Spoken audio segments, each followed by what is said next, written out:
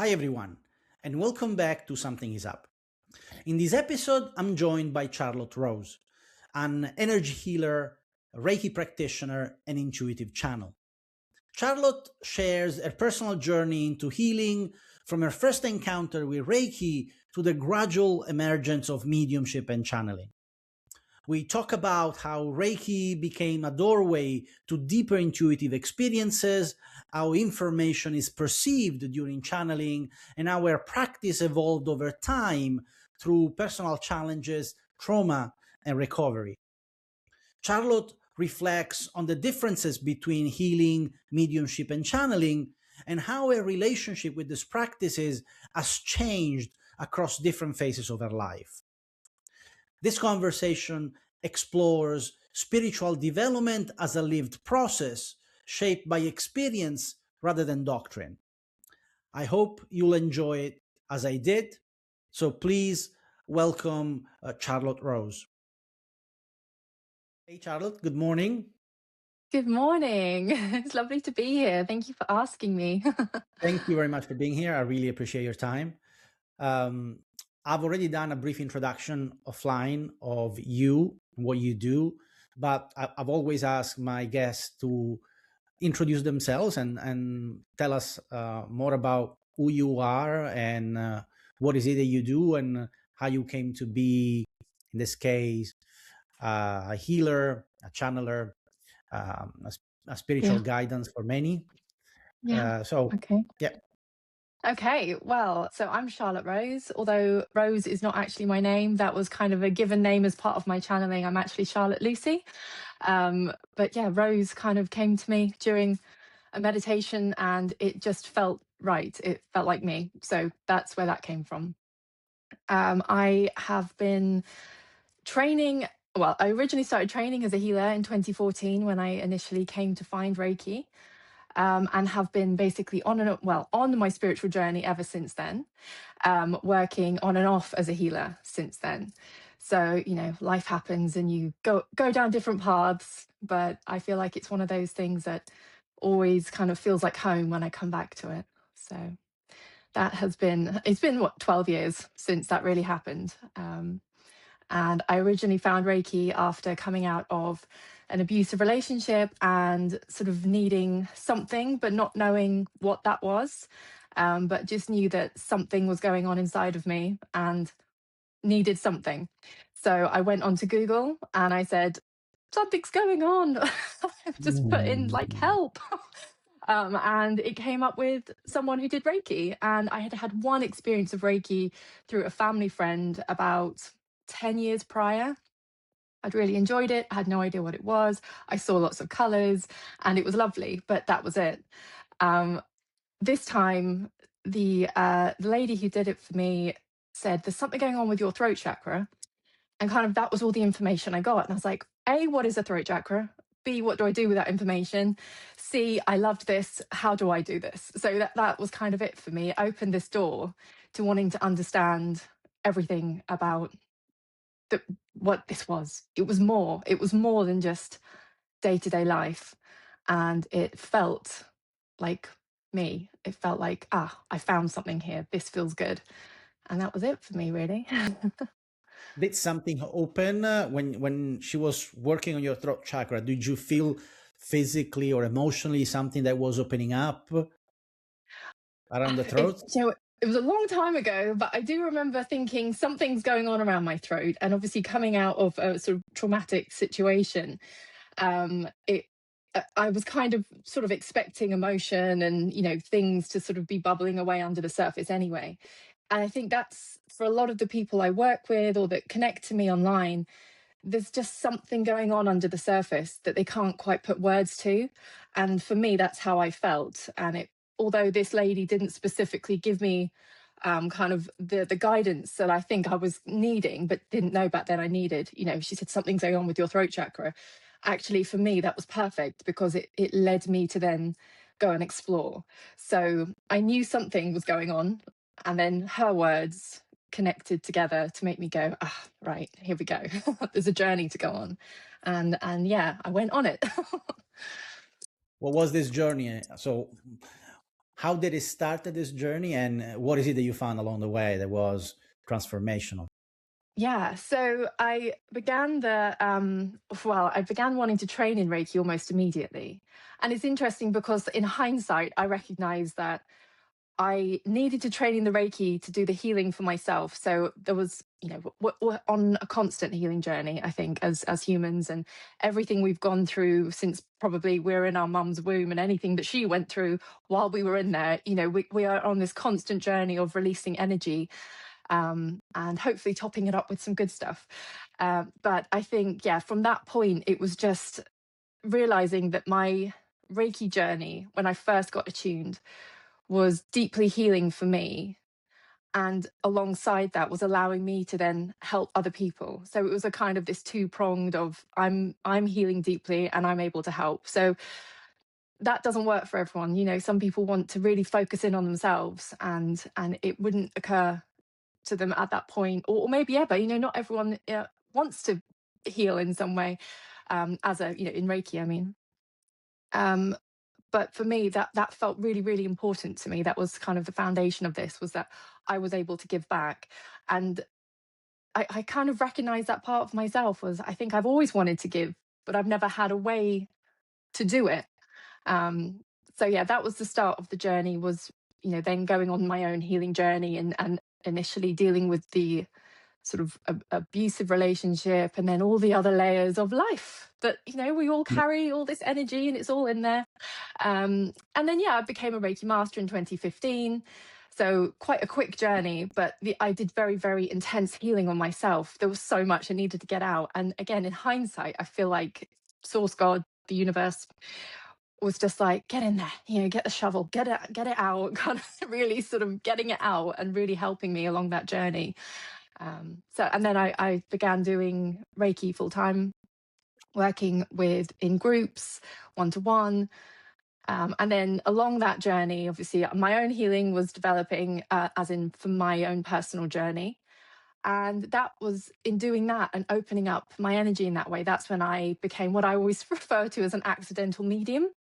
So I would be working with my clients one to one, and I'd have different spirits come in and want to give messages. So I would give these messages, and they would be accurate. I mean, I hadn't really even thought about this side of Reiki until it suddenly started happening. So Yeah. that was interesting, and I think that's where the channeling started as well, because I would channel a lot of guidance and information during a Reiki session. Mm. So this is something that I have seen with so many people. Reiki seems to be something that opens a door to way more than just energy Yeah, healing. So many channels, so many mediums said at some point I was uh, attracted. I was taken to look at Reiki. I did my Reiki course, and that opened up a world that was completely unknown to me. And I yeah, became a medium, and I became a channeler. This is a very common story. yeah. Uh, did you find that the same thing? Absolutely. I mean, I love Reiki as a standalone sort of style of healing as well. And I know a lot of people who just focus on the Reiki and either develop these, or connect into other gifts, or just don't want to use them. It is its own very powerful standalone energy healing. I think for me, the reason it was so important was that moment where she said something's going on with your throat chakra. And as a client, I just remember wanting to know what that meant. And I wanted to give that to my clients and friends and family, whoever I was working with. And so for me, it felt like a really important piece of the puzzle, that I was able to offer more guidance than just just the Reiki healing, or just a kind of vague overview. I mean, and as I say, for a lot of people, that works amazingly. People don't necessarily want to know what's going on under the surface. They just want the energy healing because it feels good and they feel relaxed, and that's wonderful.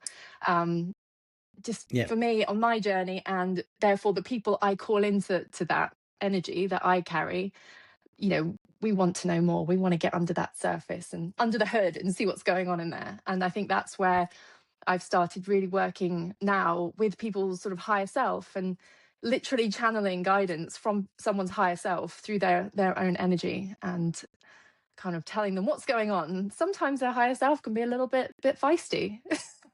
Mm. In the context still of healing, or also just to have mentorship and guidance?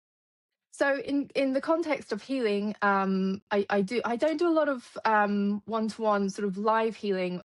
That I seem to have found a bit of a niche in creating videos.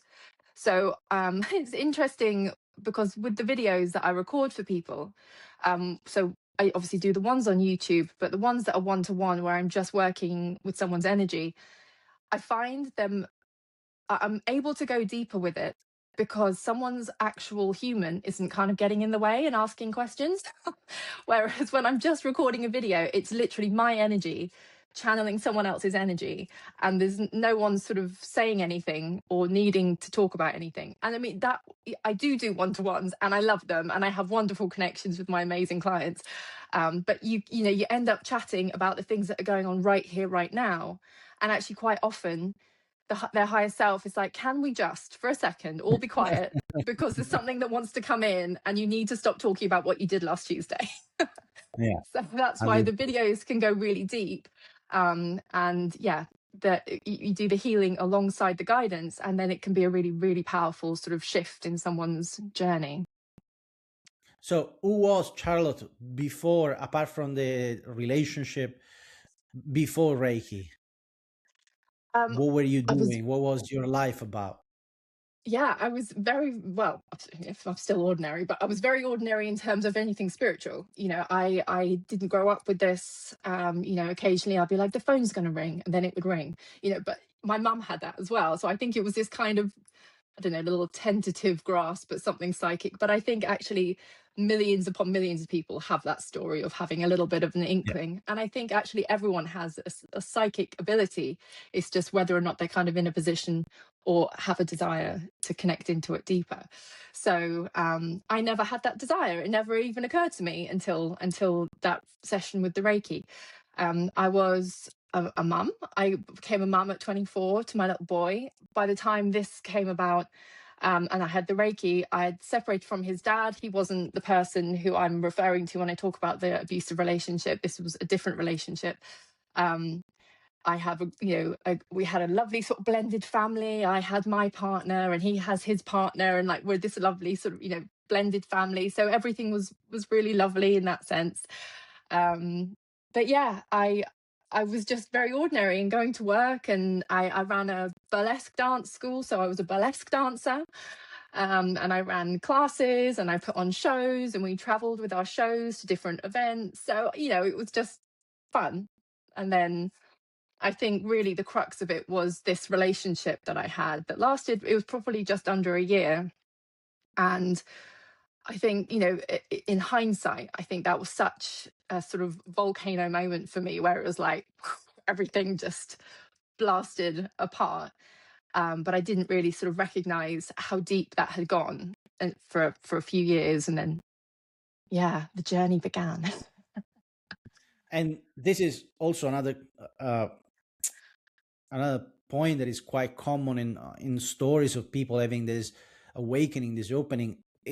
There's a lot of trauma that opens up, grief opens you Yeah, up to this, and then there are people that are, uh, let's say, more predisposed, and you were let me say, a right side of the brain type of person. You were an artist, you were a ballet dancer, so you were already connected to that side of yeah, creativity, etc.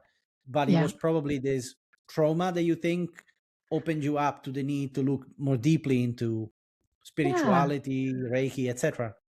I just don't think I even consciously did it. I think I literally just went onto Google and said, I'm feeling this and I don't know what to do about it. I can't even remember what I wrote because I just didn't know what I was feeling. And then I honestly think at that point, it was that moment where kind of spirit took the reins because I kind of gave it over and I was like, just help, someone help me. And then the Reiki popped up. Um, and as I say, I think I mean I hadn't had anything to do with anything like that since I was 16, and my mum's friend gave me some Reiki. It was like it was nothing really that I knew about.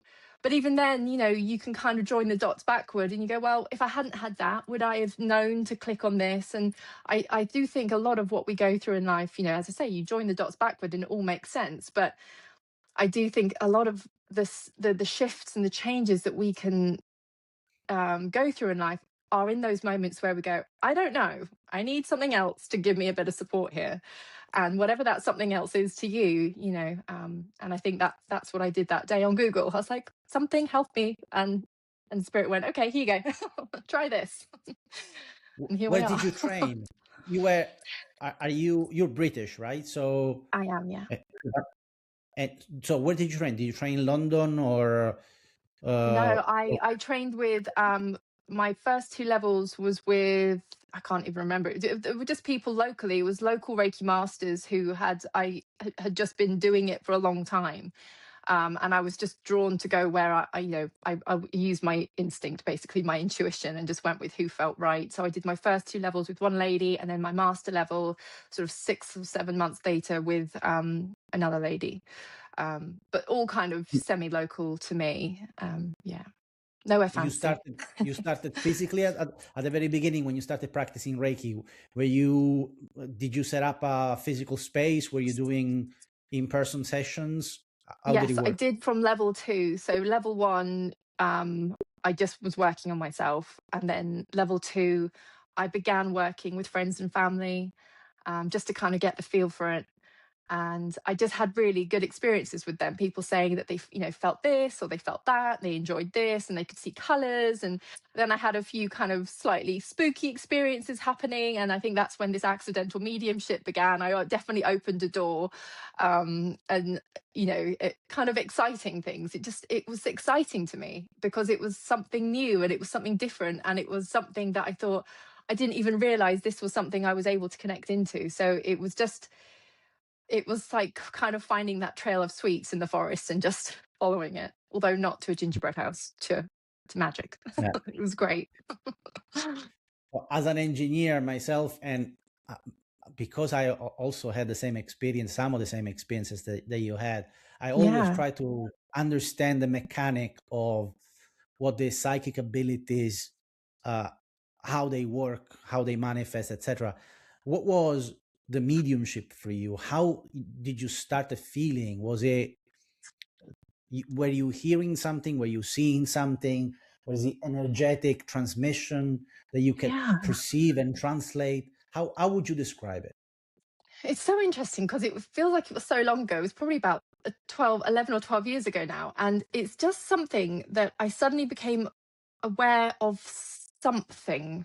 It was something more. And now I'm thinking about it, I'm trying to sort of remember, but I remember sort of feeling like there was something kind of next to me, behind me, and that was sort of this feeling of someone kind of entering the party, and I'll be working with someone, and then I'd sort of become aware of something, like as if someone had walked in the room but was just stood there silently, but they're there, but they're not saying anything. It was that Mm, kind of feeling. um, and then I tried lots of different ways to be able to connect in more clearly, so I could get, rather than just a visual of someone, which was great, and people could connect with the visual and say, oh yeah, that's my great auntie Jean or whatever, but to actually be able to get the guidance or the words that they wanted to share. I began by being able to just literally sort of see images. I remember with one lady, I just kept seeing this kid's bike, and then in connection to that, a child walked in and said something like, I'm really sorry. This was a long time ago, but it was like, I'm really, really sorry. And afterwards, I relayed this to her, and she started crying. And I said, oh my gosh, what's happened? And she said, when I was about 6, my bike got stolen by a friend, and I got told off because my parents obviously thought that I had just lost it, or had left it somewhere, but a friend had taken it and wouldn't admit to taking it, and so the bike was just gone. And I was like, well, wow. It was things like that that this just started happening, kind of dropping in. And I mean, to this day, I don't know if that friend has passed on. I'm assuming that was a mediumship reading. But then also, you can connect into the energy of people who are living as well. So I don't know. yeah, It's all very magical. yeah. Have you done then any formal training? Have you tried to, or not formal, but have you Yeah. tried to train yourself in the mediumship thing or the channeling, No, any no, of the not with five? mediumship. I did a lot of the mediumship, and then I started having some quite dark experiences with it, and I think I ended up being quite connected, or something connected to me that felt very, very heavy. Um, this was sort of back in 2017. And I think it was, so I had a mental breakdown in 2018 off the back of this abusive relationship. So it was like a long time coming and very deep under the surface, and suddenly it all kind of came to the surface in 2018. It was 2017 that something quite dark happened, like, and I still to this day don't really understand what happened, but I remember working with someone and this darkness kind of sweeping in front of my eyes, and my eyes were shut, but just feeling something very heavy. I did what I could do and removed it, and by the power of God and all the things that I thought I could do, and it went. But I think from that point I felt like there was a sort of heaviness over me, and I think it kind of was in connection to what was then going to happen sort of a year later with the breakdown. So there was a lot of energy. I think that energy is just such a powerful thing, and it's what we carry with us every Mm. day. So that's why for me it's such a big thing to support people in having the most healthy kind of free, bright, light energy that they can have. So yeah, that I can't remember the question now, but yeah. No, no, it's fine. It's how, whether or not you looked into the mediumship. So was that event, that I heaviness, stopped after a that. That was decision why. Yeah, point? yeah. Yeah, you stopped doing the mediumship altogether, I or stopped doing now.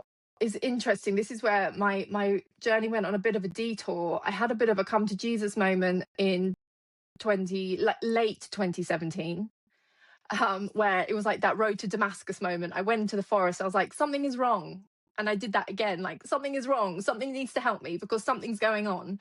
Um, and I had this real connection to I had been working with the sort of Christ consciousness. Again, I don't know a lot about these things.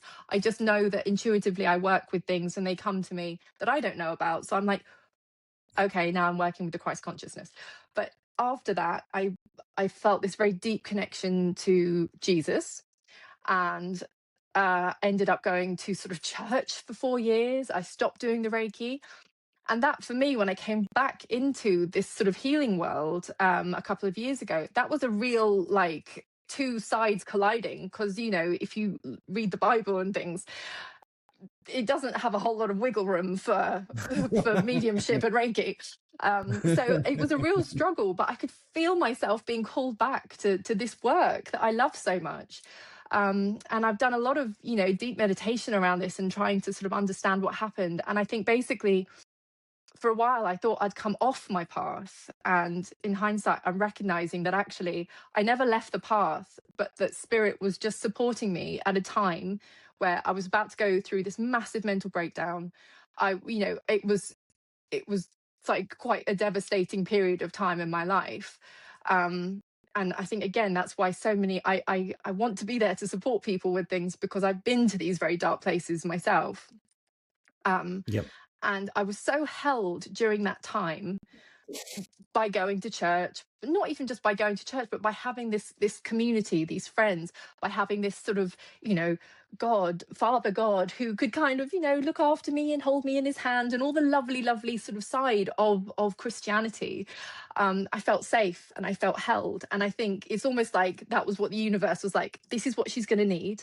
Let's get her in there quick, get her into that position so she's not trying, because when you're on your healing journey, quite often you end up being like, I can heal myself. I might go to a Reiki healer occasionally, or I might go for a bit of healing here and there, but otherwise you kind of end up doing quite a lot of it yourself. And I was going to go through this period where I needed to be held.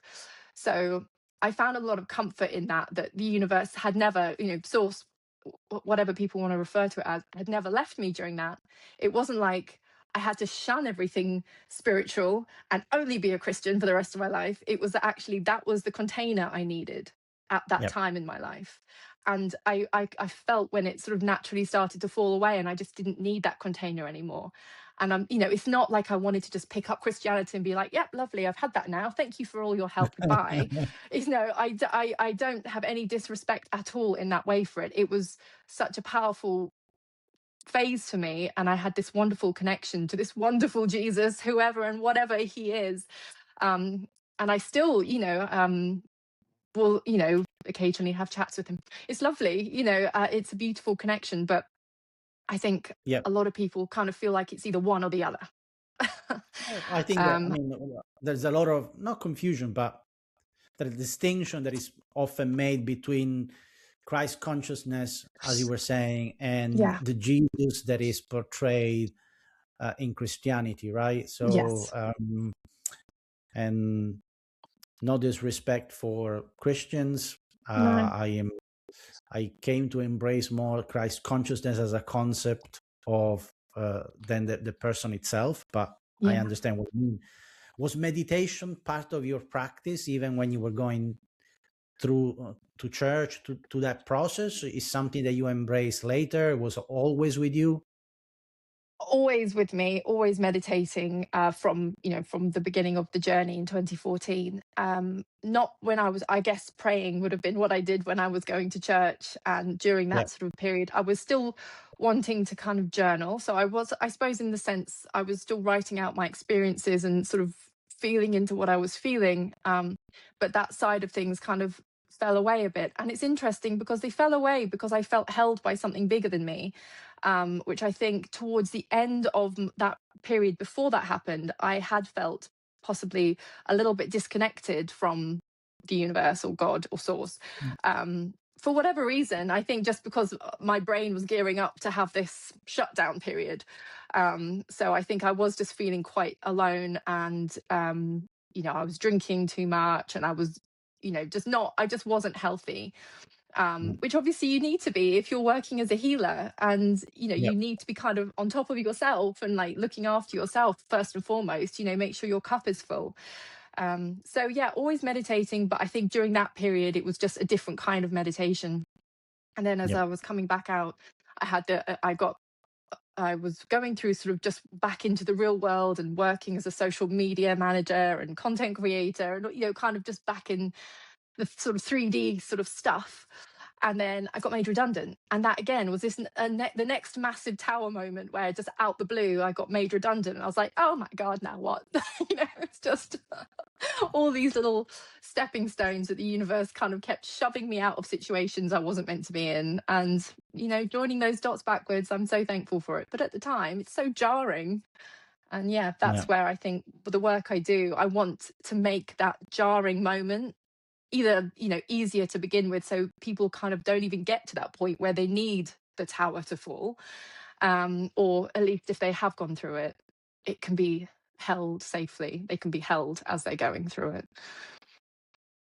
Apart from church, did you have a community of people, or did you know other people that were going through this spiritual awakening, the spiritual process?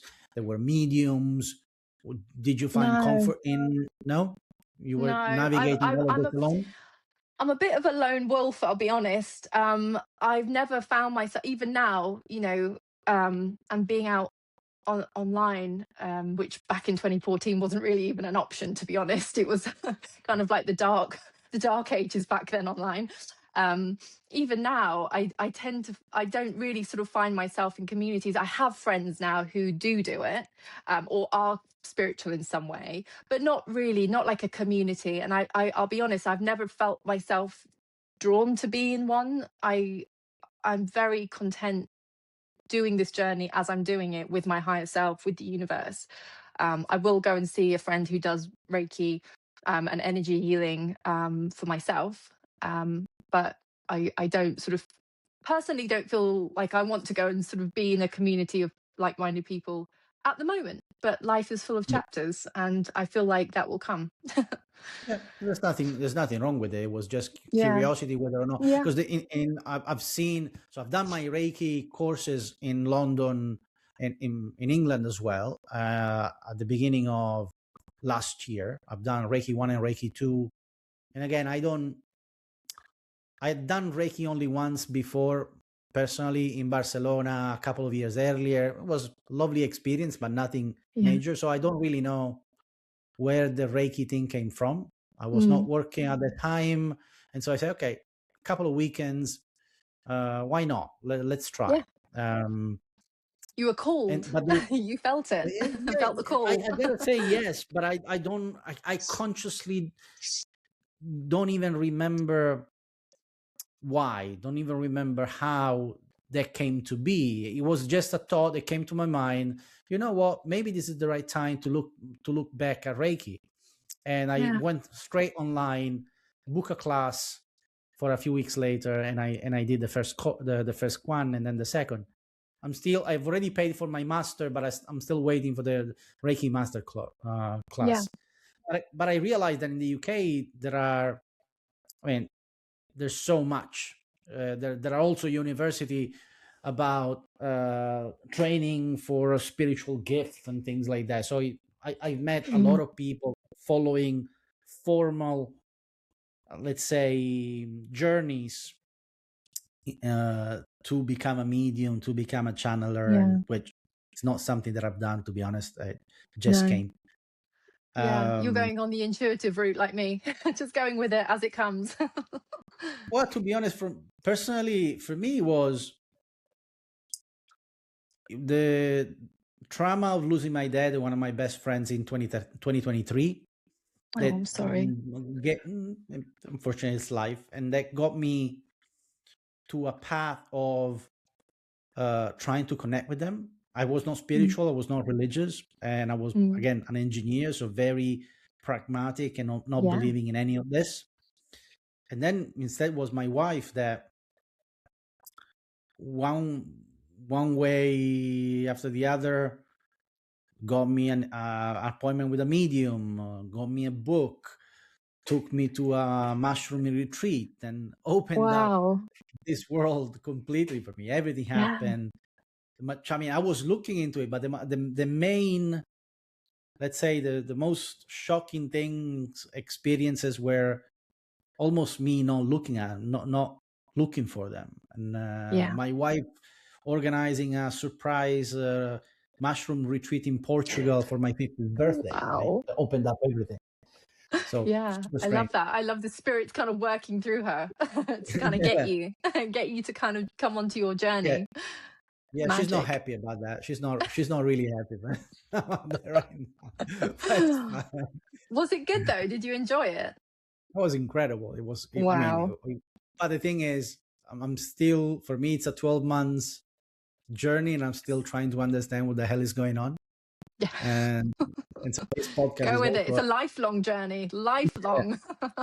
yeah, yeah. I So know, much to learn. absolutely.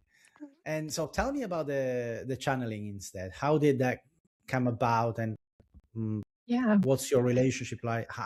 What are you doing about it? Because that's the Okay, it's super strange interesting. thing.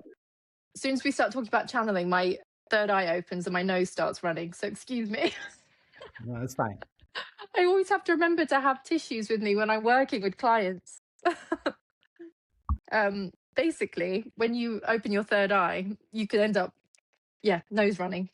So, um, yes, the channeling has been a sort of interesting addition to that. I Over the last couple of years, I've been through quite a sort of speedy uptake again after being in the church and then sort of coming out of that and going back into kind of the real world with work and working with businesses, and also lost my dad in 2022. So it's kind of, this whole period of time where I hadn't been sort of even thinking about this side of things. So after the tower moment of being made redundant, within a couple of months, I was like, what do I need to be doing? And I went onto YouTube and all these Reiki videos started coming up. And that was really interesting to me because, as I say, back in 2014, 15, even 2016, it just wasn't really a thing. People doing Reiki online. And, when you train in Reiki, you can do distance Reiki, but usually I would be doing it, someone far away. I wouldn't be doing it on a video, and I certainly wouldn't be doing it for a collective. Yeah, So I started watching these videos, and some of them were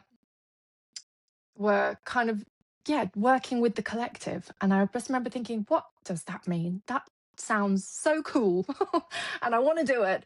And so I basically began a little TikTok account, and I just started saying, I'm coming back into doing distance Reiki. Does anybody want a free session? Just to see if I could do it. I'm very much a feel the fear and do it anyway. I had no idea if I could do this.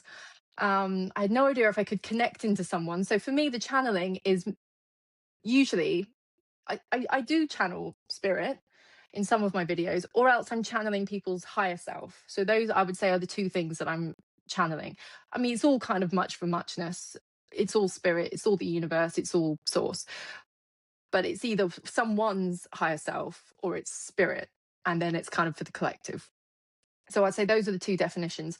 So I started doing these videos for people and just putting them on TikTok, and literally not having a clue if they were going to be relevant. And obviously people knew they were going to be on TikTok. They had agreed and they were fine, not knowing what's going to come up in these videos. And people started saying, yes, that's exactly what I'm going through. That is what I'm feeling. That is what I've been doing. Yes, that is the description of my grandma. That is all these things. And I was like, oh my God, I'm doing a thing. And so I just sort of really threw myself into it. And I think I probably did about, I don't know, 30, 40, 50 of them in total, just to really kind of hone what I wanted to say and how I wanted to say it and how I wanted to channel.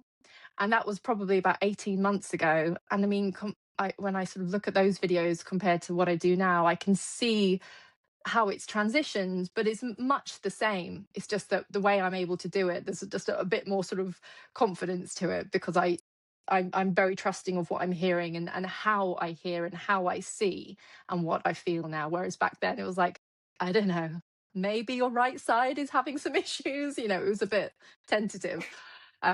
So yeah, I think that for me has been the journey of channeling. It's been literally just chucking myself in and just having a go, with willing people.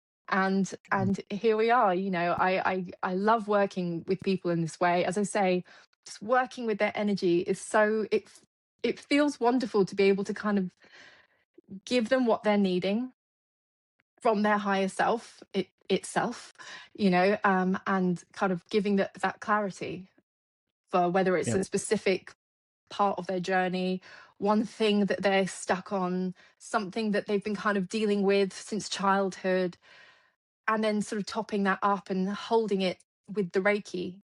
So they're getting the healing as well, that safety, that release of whatever that storyline or that mindset is, untangling that from them. That, I think, for me, that's the biggest part of channeling. And I do like channeling, for the collective as well. But generally speaking, I love that sort of connecting with that one person. It's beautiful. And how do you, and going back to the mechanic, try and understand. So you said that you see images. So third eye, meaning clairvoyance. Do you, when you talk about channeling, do you actually hear the voice? Do you hear the energy in your brain? Do you translate a message that comes to you? How do you sense this information coming through?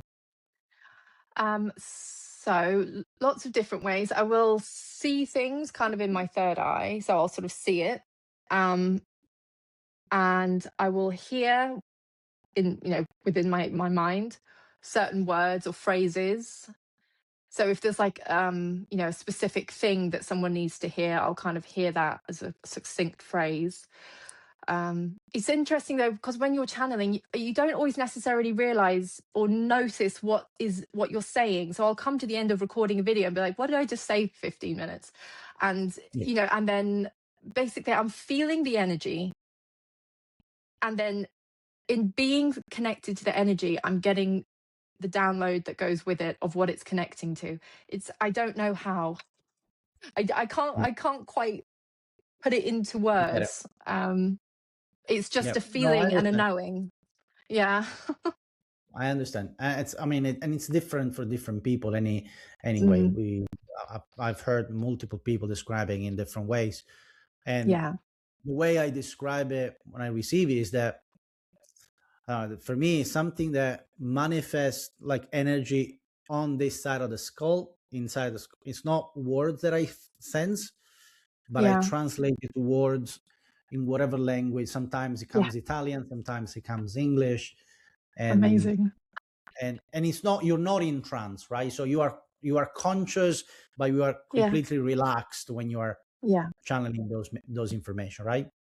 Yeah, exactly. And I think because I work directly, sort of, I rather than sort of sit, like I don't kind of do it in the mediumship way where I'm sitting and sort of just feeling. I'm working purposefully with the energy, whether that's the collective energy or one person. So I, the messages and the information that I'm getting is connected to the energy I'm working with. So if it's a masculine or feminine sort of side, or something to do with the third eye or the sacral chakra, whatever it is, like there's stories and messaging coming out with it. So I think for me it's being connected to that specific energy. If I'm like reading tarot, for example, that's slightly different, and obviously then I'm hearing and just relating what I'm hearing, because I work intuitively with them rather than reading the cards. But yeah, I think usually with the healing, it's kind of working with that energy and what the higher self wants to say about that. Yeah. How do you feel It's not a very when you do the scientific Reiki? answer.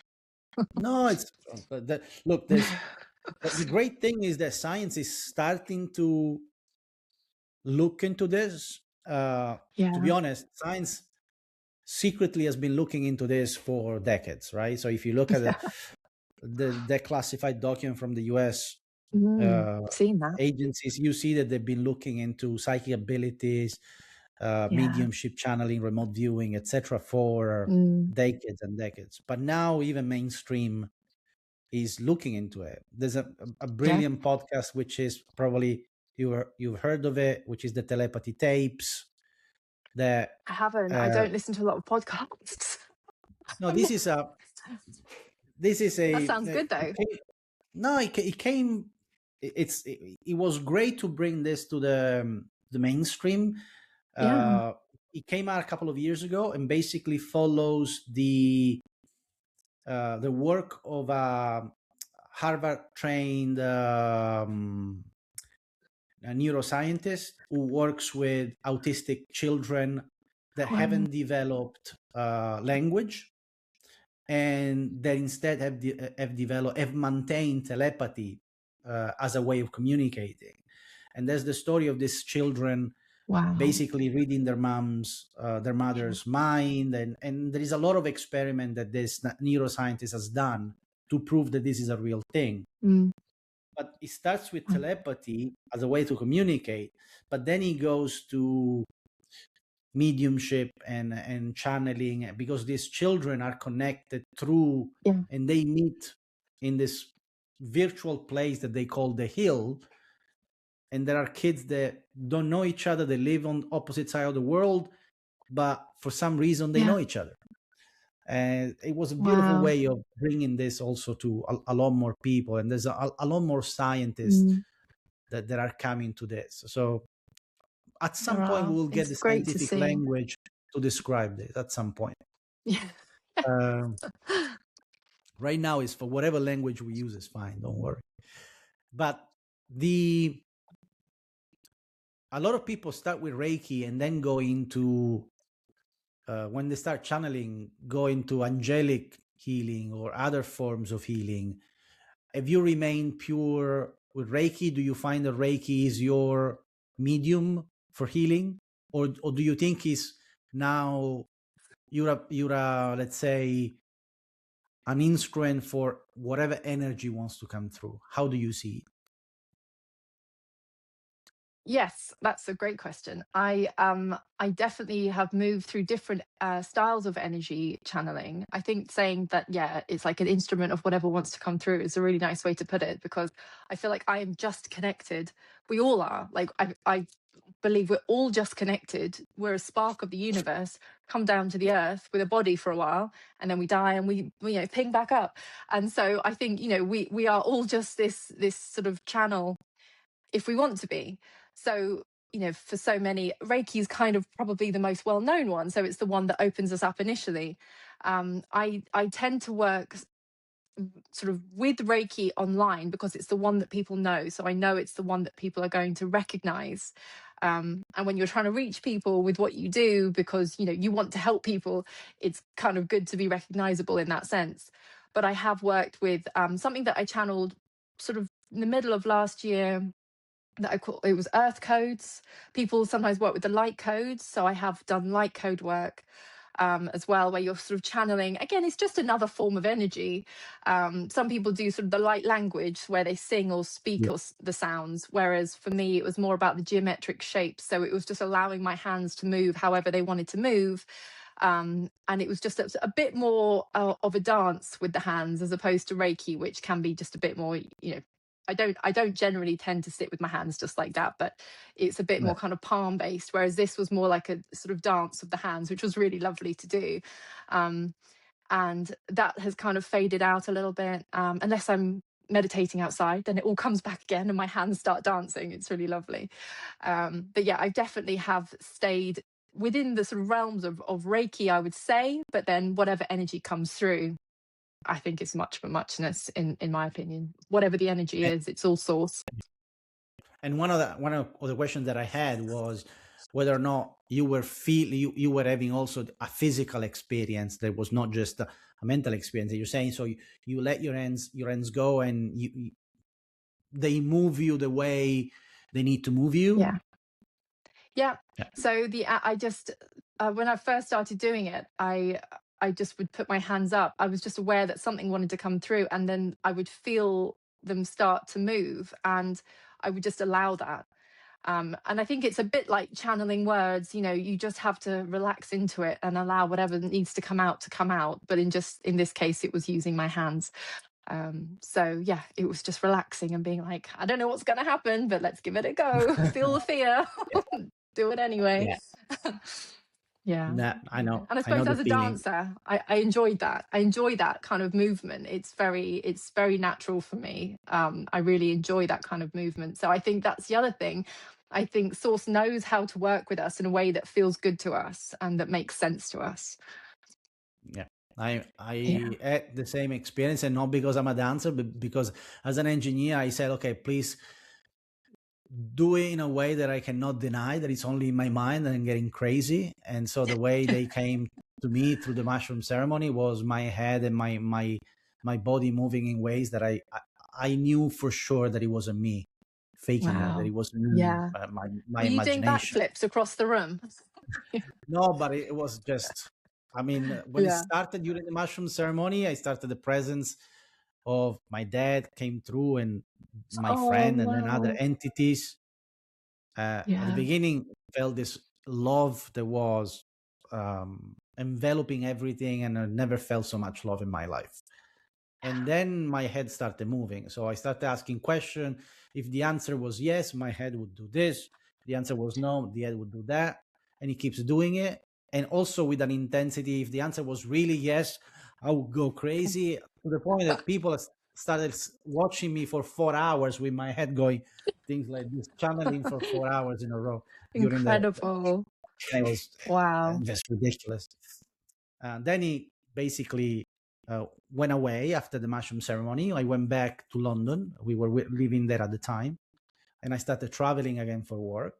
And then I remember 6 weeks later, coming back from a business trip, came back to London. I woke up 5 o'clock in the morning as usual to do my meditation, and they restarted again. Everything reopened, Wow. and my head started moving again. My body started moving Wow. again, and the channeling Yeah. never stopped then. Oh, So that's now it's like, amazing. what's going on? Now is what the hell is going on? But I found, I mean, when you said I went through a period of very heavy energy, I don't know if that describes the same thing, but for me, for instance, I found both energies that are extremely loving, and then entities or energies that are not negative, but I felt that I've been lied as well. So I'm on a journey in trying to understand how to discern what's Yeah. truthful and what's not. And that's Well, the it journey, I sounds like think. you've got quite a good that yes or no is quite a solid way of doing it. Is this a Yeah, good but a yes energy? or And no then is, you'll it know could be what your head does. but it could be a lie also on a yes or no. It could be a yes when instead it should be a no. So But I if you're mean, the connecting to yes or your no is own the energy, manifestation. if you're sort of Sorry? channeling your own, if you're channeling your own higher self, then it won't be a lie. So that's the thing. It's really finding that deep connection to yourself in those moments. And in that moment, in that ceremony, like you were just connected to you, and it's like absolutely spot on. So during the meditations and stuff where it's just you and you connected, you know, you'll never lie to yourself. Well, the thing is, and you're probably right. Again, it's a matter of discernment. I'm still trying to really learn Mm, what the energy is, because for months, since this started, for months, all of a sudden, all sorts of entities came through, all ascended masters, ETs, mm, spirits, and it was super exciting. And it was part of me, and I don't know how to explain it. That almost I was feeling the energy. I was trying to understand, who are you? And then all of a sudden, Jesus or mm, Buddha or Yogananda or Mother mm, Mary, etc. And these are the masters that you hear all the time, the channelers speak about. And then I realized that a lot of those people were not really those people.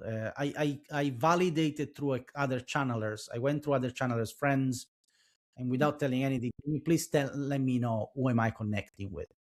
mm, I'm did with multiple ones, and all of a sudden, a lot of channelers converge to, well, you're connected to this entity, you're connected to Arcturians, you're connected to this, etc. But we can also see that there is somebody that is not who he claim he is, and that is playing with mm, you. It's not trying to hurt you, but it's not also of love and light, and so maybe you should be mm, careful about that. And it seems that there is, I mean, and to be honest, it's obvious, right? In this On this plane of existence, we have everything: the good, the bad, and the ugly. So it's yeah. not clear why on the other side, which is even more, it's even a much bigger space, then should it Yeah. be different shades of gray and different shades of colors, right? Mm, yeah. We'll see. It's a journey. We'll It is a try. journey. It's Yeah. amazing though. I think that's it. Mm. Like for me, I just don't even, I think because I had that experience before where something just connected into me and I was like, I just don't want that. I think for me, that was where I stopped wanting to do the mediumship because it opened me in a different way. And I don't think I was ever really meant to specifically go down that route. And I just sort of did because it was happening, because I was open and everything was coming because I was open. Yeah. And Yeah. I think, yeah, this time around, I've definitely sort of closed the hatches down a little bit more. But Do yeah, you I have mean, practices it's to set the boundaries? Do you have practices to actually keep what you want to keep out? Are there yeah. things that you do, I, or an intention that you set? it's interesting because I don't feel like I really connect into anything outside of what I want to connect into now. And I think the way I do it is I just work so tightly with my own higher self that that is all I'm working with. And so if I'm working with my energy, that's connecting to whatever it needs to connect to, and then either the collective or Mm. one person comes towards me, and that's it. You know, I'm in my bubble, they're in their bubble, the bubbles come together, we work together, then the bubbles separate and they go on their way.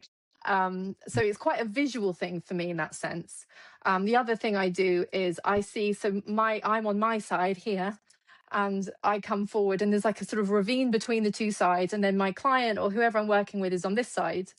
And then when they leave, I watch them leave and kind of go off, and then the two sides separate out a little bit, and then that is that breaking of the two, of them and me.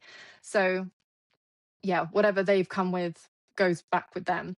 But in terms of anything sort of unknown, I think the most I do is just before I go to bed, I command my energy to release anything that does not serve me, and call my power back into me. And that's it really. Yeah. And I Great. just like to, I work with the higher energy. And I know people sometimes are like, you know, you can't be naive about it because the dark energy is there even if it's the light energy. And it's not that I don't necessarily pick up or feel heavier energy, it's just that I give it absolutely zero attention whatsoever. um and call my power back in, you know, Yeah. if it comes forward. So yeah, Yeah. again, no like sort of nothing major that I do. No. But it works for you, so it's good. Yeah. Yeah. And do you feel like sharing some of the healings that you did that really, if this ever happened, that really blew your mind, or do you really say, "Wow, that was some uh, things that happened that really surprised you"? Although you are a healer, you've done this for a long time. Yeah. I mean, gosh, I mean, things like that, the lady with the bike story, that wasn't amazing. I mean, I think the thing for me, and it blows my mind every time, is I will have really interesting. I've built this kind of relationship with the way I connect into energies now, where they'll come forward. So someone's energy, I will say, you can come forward into, your bubble, and I'm in my bubble. And then sort of my higher self and their higher self kind of move together. And that's how I'm connecting in. But the way they come forward to me usually is a part of the story of what's going on. So before I, hit record, or before I call my client, I will write down notes. And I had one the other day where um, my client was like, I didn't know my higher self could have inner jokes with me. And he'd come forward on this in this really specific way. And he was like, I had no idea that could be like just an inner joke with myself.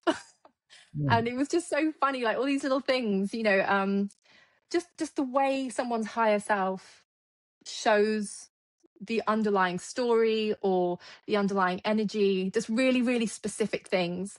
I had another one the other day, which was amazing, and this blew my mind. And I said something about football. And I said, there's something about football or a football stadium. And this is someone I've been working with for a long time. And I don't know anything about my clients. So I literally work with their energy. So unless obviously I'm speaking to them on the phone, I don't know anything about them. I don't want to know, because I want it to just be their energy coming forward to me. And so I recorded it, sent it, and he messaged me a while later, and he said, well, when I sat down and watched this, I was about 90 yards away from a football stadium. And I was like, well, that blew my mind, because also I'd recorded it, however many hours before, and he hadn't been sat in front of a football stadium that whole time.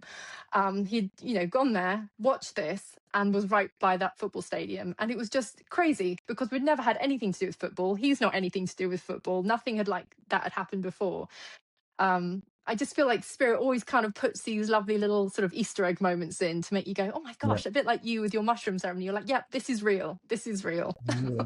Yes, this is real. And Yeah. things like that just happen all the time. It's magic. It's Yeah. magic in reality. That's what I say. Do you do you see this every day? So synchronicities for you is now a normal thing. Yeah. How Oh, how yeah. does that influence your life, basically? It makes me feel very held and supported and safe. And I think one of the biggest blocks people have when they're going through a healing journey is that idea of feeling safe, that the universe is real, or that connection is real, or that thing that they felt that one time wasn't just a fluke or a fake. For me, when I see, 5 little daily hearts on my walk, or I mean, the other day, I saw a literal heart in clouds in the sky. I mean, for me, that is just, it's like the universe saying, I'm here, I've got you, you're safe. And for all of us, whether we know it or not, I think the biggest thing about being on this earth, going through this life, is that uncertainty. And so feeling safe, I feel like I've said it a lot during this, but I think it's such an important thing. Our bodies need to feel safe. Our nervous system needs to be calm. We have to feel safe to be able to heal, because otherwise we're in a constant state of stress and cortisol running, and we can't heal from that. So it's almost like when we start to see that in those moments, it's like, yes, I'm held, I'm safe. Something bigger than me has got me, and it's all good. So yeah, that for me, that's what it does for me. It's that container. And then again, I want to kind of be able to bring that safety to that container in the video or the healing session or the YouTube video, whatever it is. I want people to feel that safety, and then go on and look out for it for themselves, start finding it for themselves in their own lives. Yeah. Mm. I mean, once you open up to it, you'll see them Yeah. everywhere. But the beginning is, even if it's right in front of your face, if you don't believe it, there's Yeah. no way that you'll be able to capture those signs. No. Um, I have a question that is a bit technical about the Reiki, and then I have another one more general, which is on the Reiki side. You talked about working with balancing chakras, etc. How do you feel? I know you can. There's intuitive Reiki, and so there's a lot of this intuition that comes into play when you're practicing your Reiki healing. What is Mm. it for you? How do you perceive whether or not you need to work with one chakra rather than the other, the solar plexus rather than the crown, or the sacral or the third eye? Is this a message that comes to you? Do you feel a different type of energy? How do you recognize it? I feel the energy. I feel it move. So I will work down, like sort of down the body, and then I will feel where it wants to open, and then I'll work into that space, and then I might feel heat, or I'll feel like sorry, I've got hair in my mouth, or I might feel heaviness or weight. And in that weight, I might then be drawn over, to someone to the left side, and that's the feminine side. And then like I'll kind of feel that flowing. And I don't know, it's following where the energy wants to take me. I Okay. don't know. I guess it would be the equivalent of being like, if you, not that it's like slime, but if you had slime running down a wall, like kids slime, that stuff that they like to play with, and it was kind of just naturally moving, and you just put your hands on it and followed it down, and you weren't trying to pressure it or anything, it was just moving and you could just feel it. It's a So terrible version, but it feels like that. If you can, I can physically feel the movement of, yeah, and then it will take me somewhere. It will lead me to where it wants to go. understood. And so there's a physical feedback with while you scan the body, you feel exactly where you want to stay, where it Yeah. needs attention, etc. Okay. Yeah. And And it's same when I'm working sort of in real, well, like, I do have clients here in my space as well, like face to face. And I will work and it will feel the same, but I yeah, just find it, I really enjoy the distance work. I really do. I love yeah. it. And you were saying that the distance work that you do is mostly recording a video of flying for your clients that he can Yes. see. Okay. Yeah. So it's not like, but do you do also Zoom calls or live calls with them, or Yes. not really? I Yeah. can do. People, I to be honest, I only really sort of talk about the videos, so that is the majority of my work, is working with those videos. But then sometimes people will message me separately and say, "Could we do a face to face?" Which is fine. I'm very happy to do them. I do offer them, but I don't kind of actively offer them because I feel very drawn to the videos. That's where I feel like I'm doing it. And also then people can reuse the videos and the Yeah. messages that come forward. If I always say, like, listen to it a few times, because the messages will sit differently as that energy shifts through from one day to the next. The Reiki will keep working for 24, 48 hours. Listen to it again, see how the energy and the messages sit differently. And then after that, the energy is timeless. They can then use that forever, and they've paid, a little bit of money, and then they've got their own personal energy healer in their pocket as much as they want. And how do they engage with you? Just while we're here, Mm. website, Oh, um, yes. through your Twitter So channel?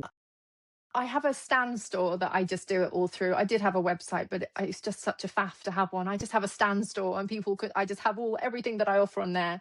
And then on YouTube, I always put links beneath the videos as well, so people can go direct if they find me there as well. Yeah, Yeah. I'll add the link also in the Oh, description of this thank video you. so that people can find That's you. amazing. And no, it's my pleasure. The other question that I have was, I mean, you've been doing this now for a long time. Are you noticing a change? Are you noticing the people that come to you today are more open, are more awake? Are you feeling this, what a lot of people call this shift Mm. in awareness and this awakening happening in the collective?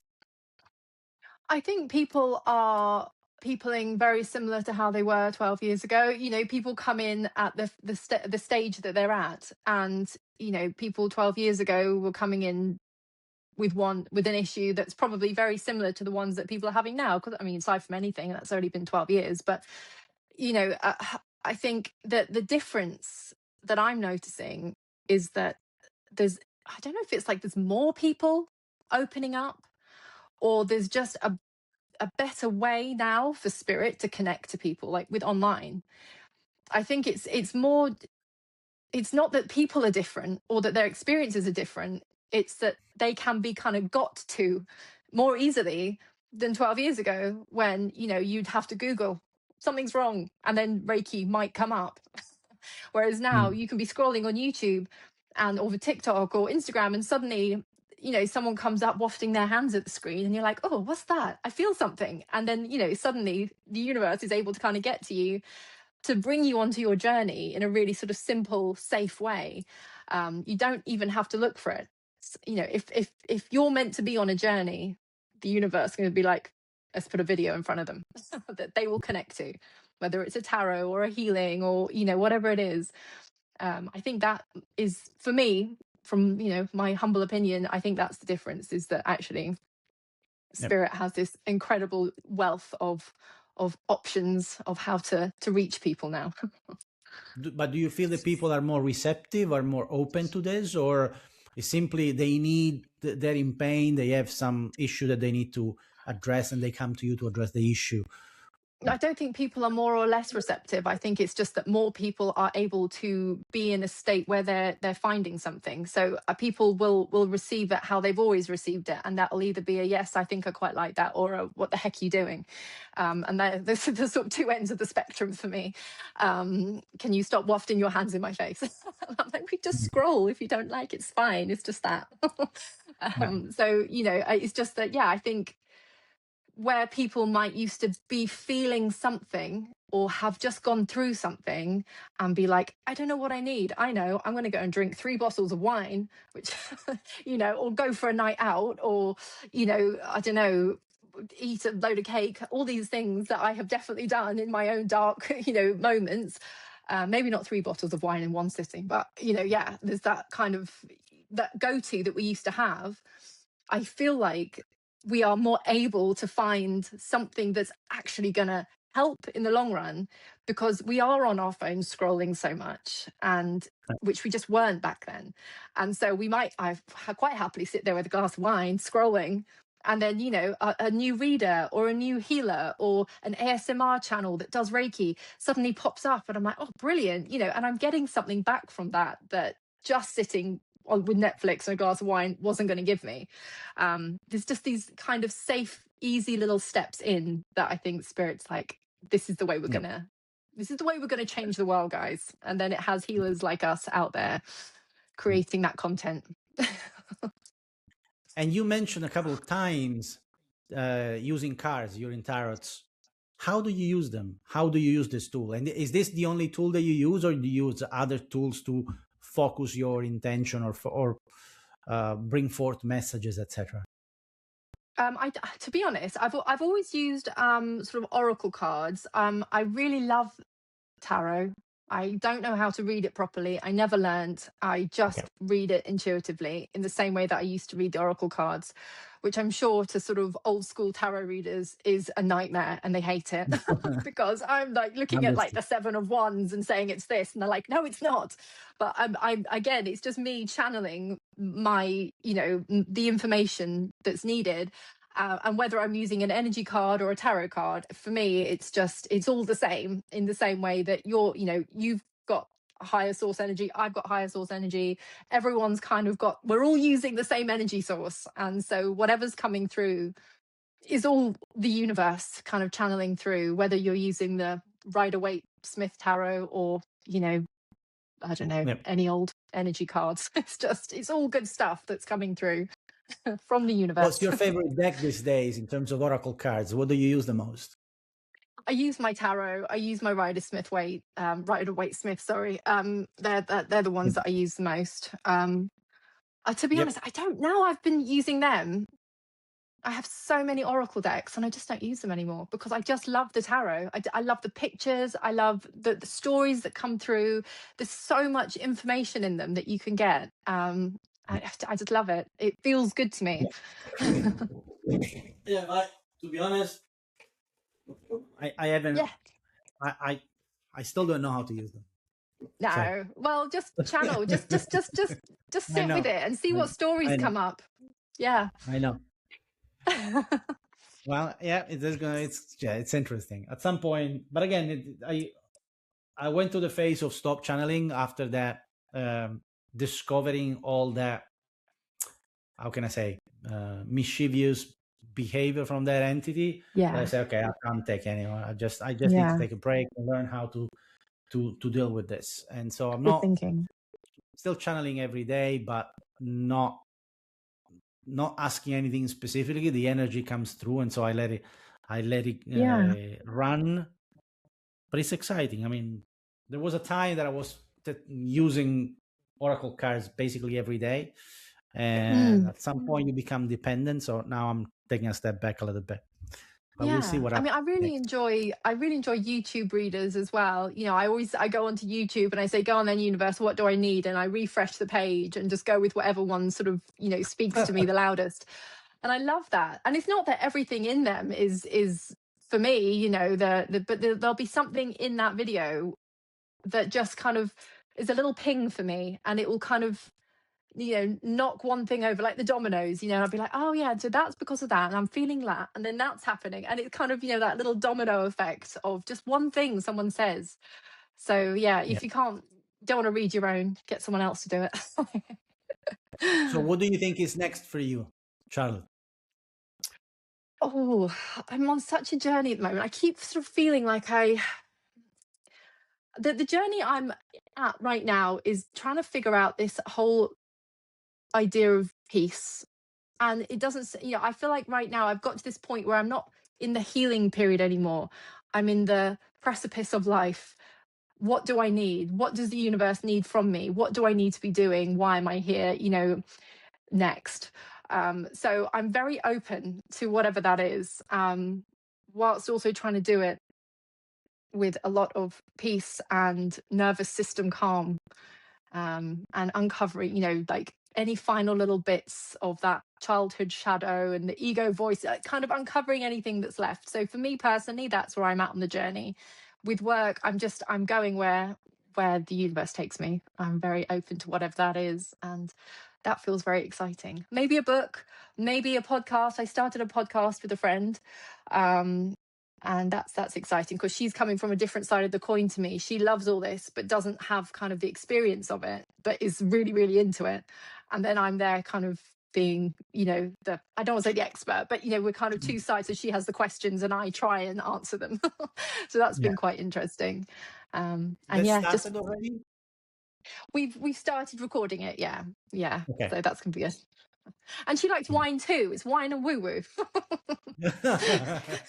So nice, we research wine and we research woo woo. Yeah, that's a nice combination for sure. Yeah. Well, Charlotte, thank you very much for your time. Thank I already you. took more than an hour of your time, and it was lovely. It's been a pleasure. Thank you so much. And I'll reach out for one of your videos as well. I'd love that. For one of your healings. Thank you very much for your time again. Thank you. Take care. Take care. Bye. Thank you so much for watching.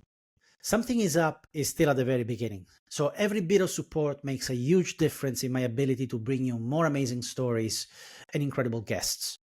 If you enjoy this conversation and feel called to support the channel, I'd be super grateful if you could just click the like and subscribe buttons and share the video with anyone you think might enjoy. Thanks again, and I'll see you in the next episode.